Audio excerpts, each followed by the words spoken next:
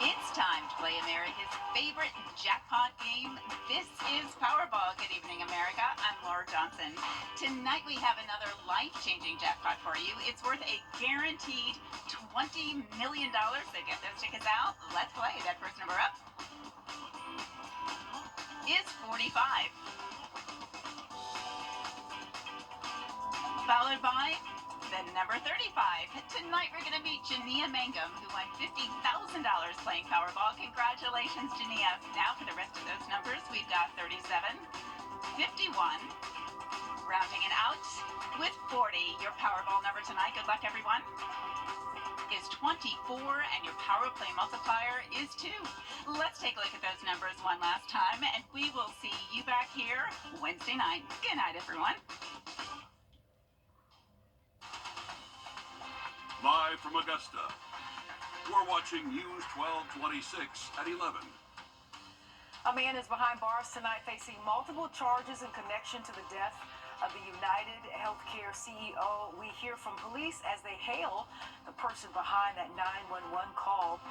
And a healthcare organization is stepping up to help provide medical supplies for those in need after an organization closed its doors.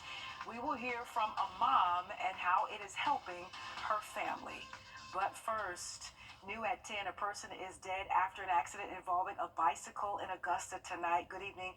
I'm Courtney Hicks. Richmond County deputies say it happened on Murphy Road at Milledgeville Road just after 5:30. Authorities say one person riding the bike was hit by a car that left the scene. The Richmond County coroner says the bicyclist died on scene. We are working to learn the name of that victim. Also tonight, Columbia County deputies say a man who went missing has been found. They say 69-year-old Clarence Williams is safe, and we will bring you updates on this case as we learn more.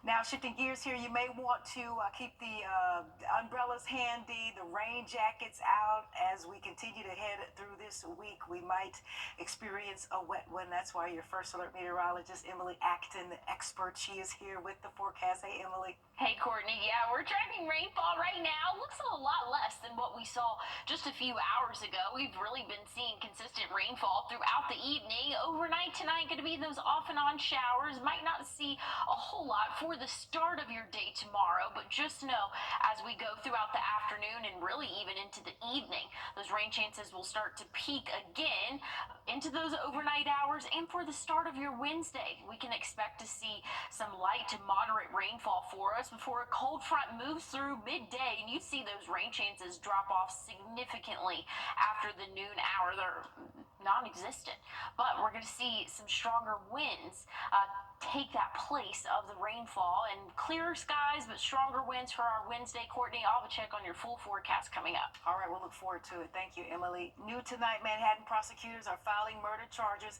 and other charges against the man accused of killing the United Healthcare CEO Brian Thompson. Josh Sodorowitz has the latest from the courthouse in Pennsylvania. 26-year-old Luigi Mangione, a former prep school valedictorian and Ivy League engineer, arrived to court in Pennsylvania, handcuffed Monday night to face multiple charges. Police say he is a strong person of interest in the shooting death of United Healthcare CEO Brian Thompson. Tomorrow, Mayor Johnson is hosting a Hurricane Helene recovery town hall meeting. You can get updates on recovery efforts and share your concerns. FEMA, the Small Business Administration, and other city departments will be on hand as well. The town hall is from 6 to 7:30 p.m. at the Warren Road Community Center. There'll be another meeting on December 17th. And if you are unable to attend, you can send your concerns by email. We have that address on our Wrdw.com website under debris cleanup. And DSNAP in-person locations will continue for counties impacted by Hurricane Helene. Residents of Aiken and Edgefield can pre-register for DSNAP online or visit the DSNAP site in their county of residence. On-site locations include the Western Carolina State Fairground in Aiken, now through Wednesday, December 11th, and the American Legion Hall through Friday, December 13th. Both locations are open from 8 a.m. until 5 p.m. Households who apply for DSNAP between November 11th and the 21st and were denied are not eligible to reapply. And the deadline is January 7th to apply for Federal Emergency Management Agency help. If you've been struggling with how to get recovery assistance for Hurricane Helene from FEMA and insurance companies, News 12 is here to help. And of course, we are on your side with a live program packed with information. CSRA Strong Path to Recovery will air from 7 to 7:30 this Wednesday, with a roundtable of experts on resources, and FEMA representatives will be taking questions on air and through social media. Visit our Facebook page to ask your question, and you can also make plans to join the live stream.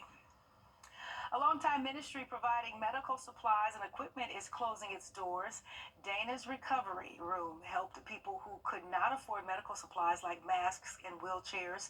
Now, Interim Healthcare of Augusta is stepping up to open up a new recovery room. With that, your Julius Evans joins us from the newsroom. And Julius, we need to know, how is this new organization continuing Dana's Recovery Room's mission? Well, Courtney, Interim Healthcare of Augusta is looking to continue the mission through Cutter's Resource Closet. Organizers say their goal is to fill the gaps where insurance may not cover. They've been hard at work for the last couple of weeks, working to make that a reality again. They filled the void that I was coming out of pocket. Elizabeth Osai says community resources like Dana's Recovery Room helped her and her son through the toughest times when supplies were a financial burden. She says seeing that resource continue gives her hope for her and the numerous families in similar situations. And you got to pay out pocket. Like just one of his formula case cost me $50. When you want to fix income like me, it got to come from somewhere.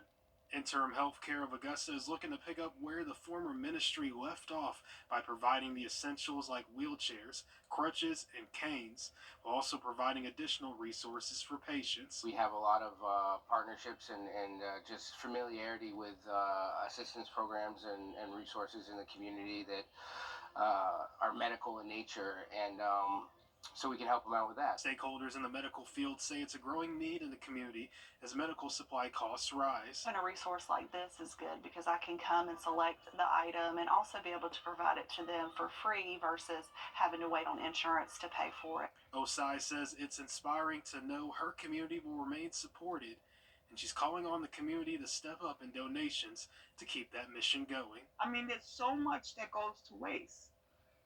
So much that people can use.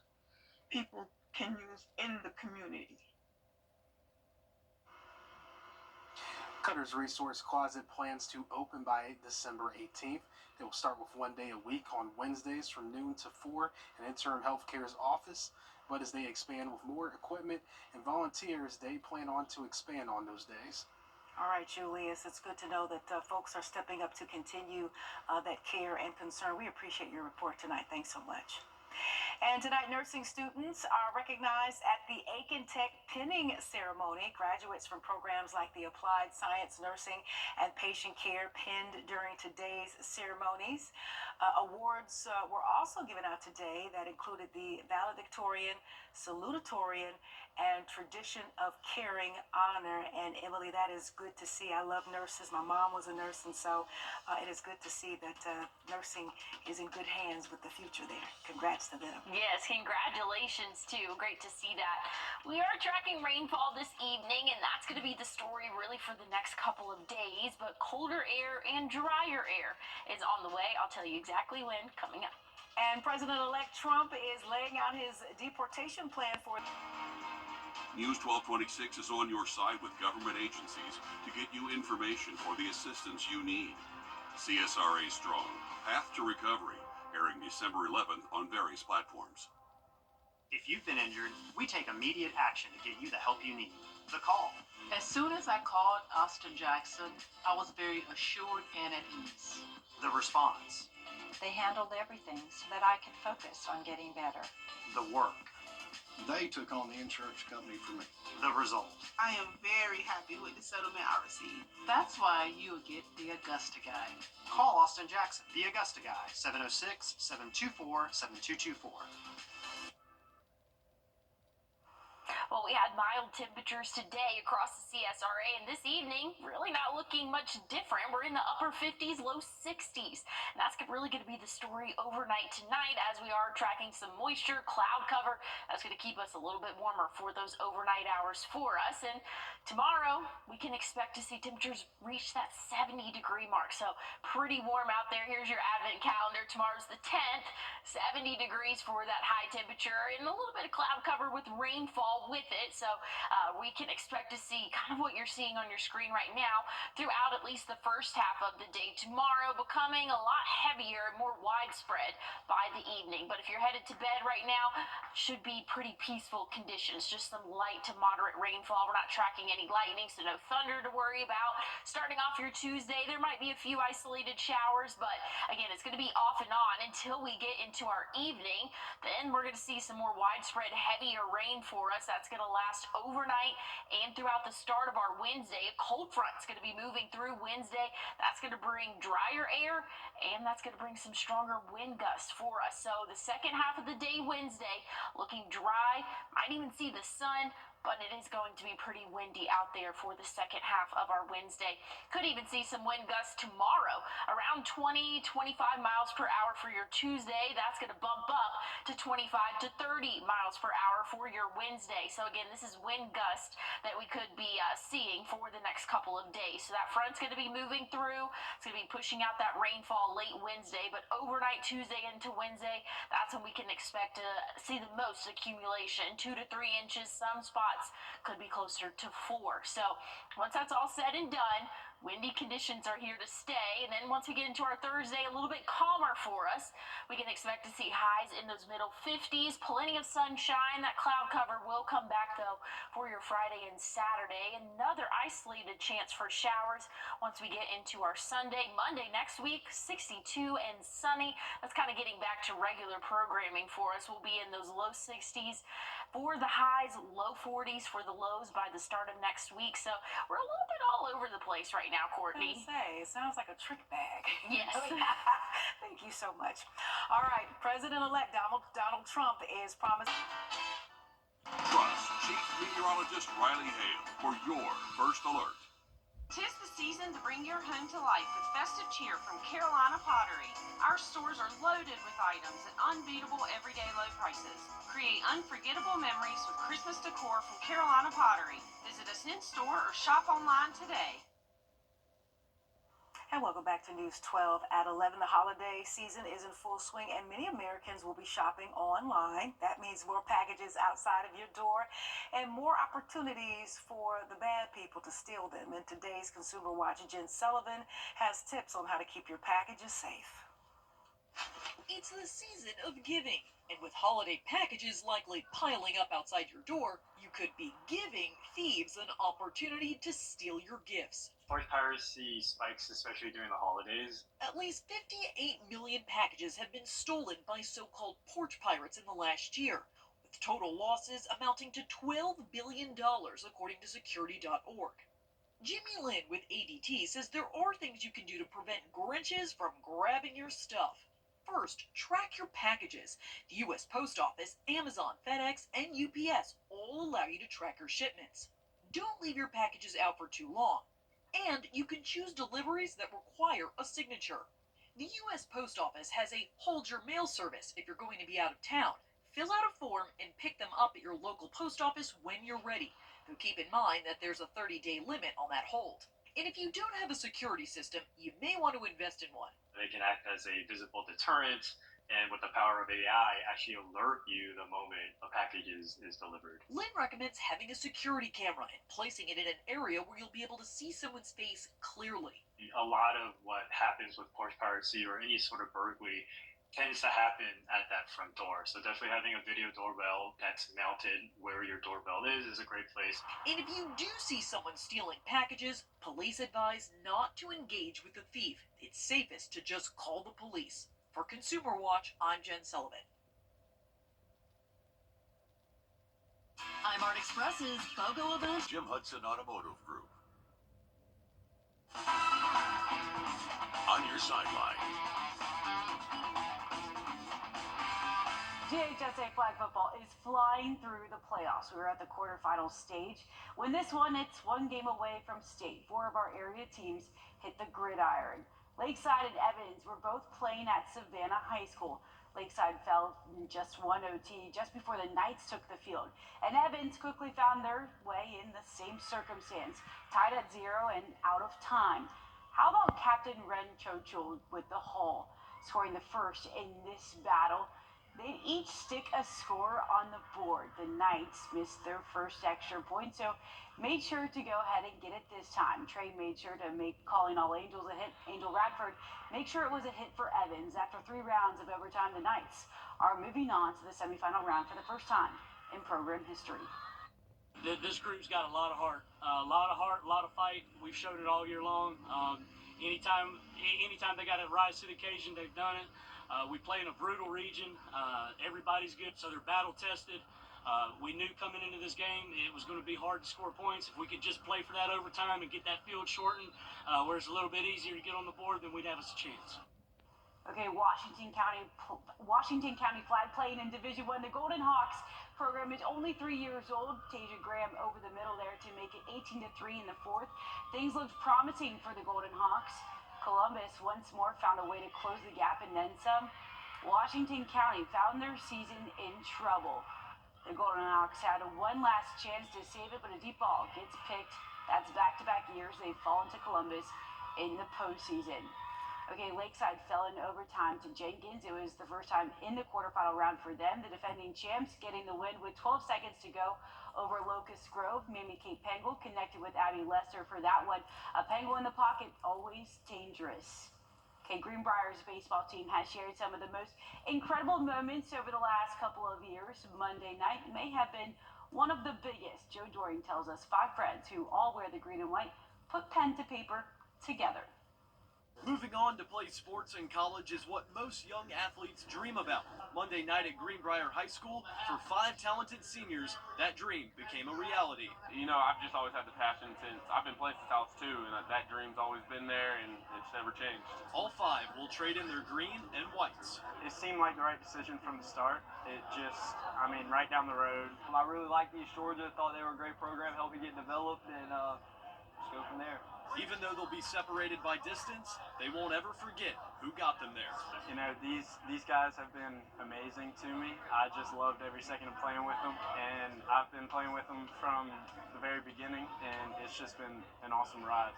The best part about signing in the fall means that there's still one more season left to play for these seniors. The last 2 years, the Pack fell just short of reaching the state championship. Next spring, these guys want to go out with a little something extra in their suitcases for college. Junior, we had a great year. Made it to the Final Four our sophomore year. Then junior, we made it to Elite Eight. Didn't end up where we wanted to be, but this year we're gonna bring it. Obviously, I want to say state championship, but that's a high task, and we got to go get it every day at practice. The Pack will begin the journey for a state title run next February.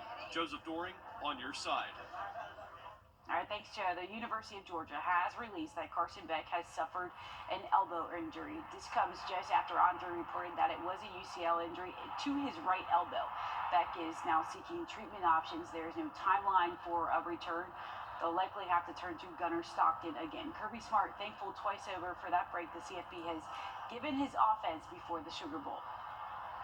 I certainly think there's no good script, right, for losing a quarterback or having to go to your backup. There's not a great script for it, but this situation does give you time if that's what has to happen. There is time there, but, experience is so valuable, and you can't really get experience in this amount of time. I wish he'd gotten more game experience up to this point in time. If you played or went to a Grovetown or Saluda game in 2021, you saw what Stockton was capable of. Punter Brett Thorson also took a hit this weekend. The Ray Guy finalist will require season-ending surgery to his non-kicking leg. Time and Temp, brought to you by your First Alert weather team.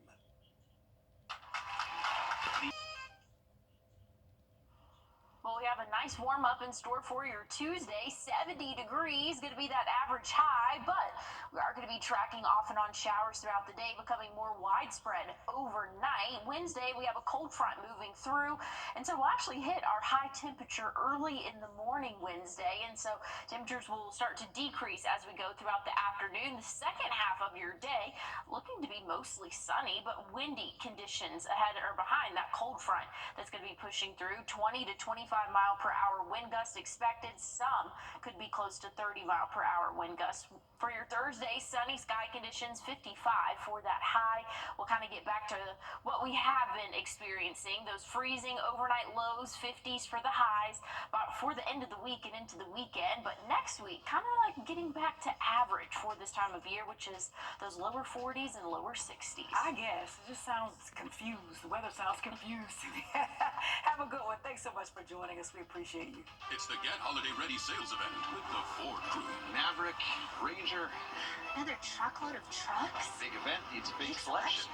Right, think the Ford F-Series. Best-selling trucks for 47 years. Gas, hybrid, electric, and big selection means great deals. Exactly, which means it's the best time to buy. Get 1.9% plus up to $4,900 total savings, or get up to $9,750 in total savings on select F-150s.